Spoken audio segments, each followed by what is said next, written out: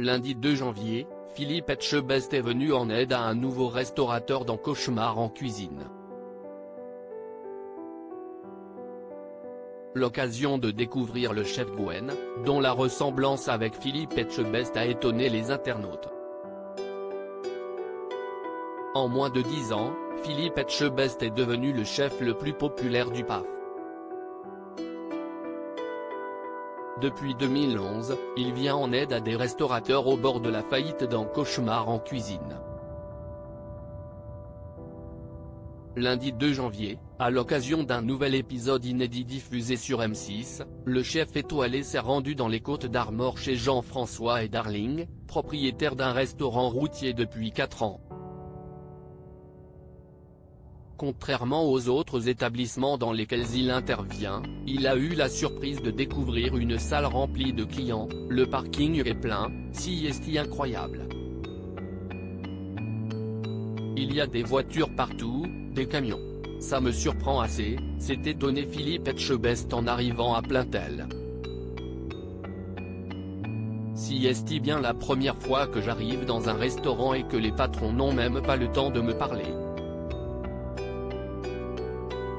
Pourtant, selon Jean-François, rien ne va plus dans son restaurant. Si est bizarre, a-t-il fait remarquer.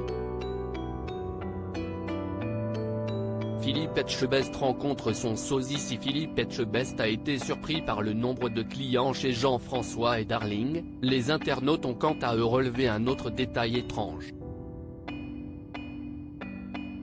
En effet, la ressemblance entre le chef cuisinier de Plaintel et le chef Etchebest a beaucoup fait réagir. Oui, on m'a déjà dit que je ressemblais au chef.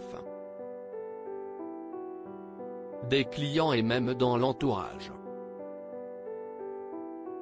C'est toujours une fierté de se dire qu'on ressemble à quelqu'un qui est plus haut gradé que moi dans la cuisine, a expliqué Gwen. Quand tu découvres que tu as un frère jumeau en pleine émission, Etchebest rencontre sa version Wish.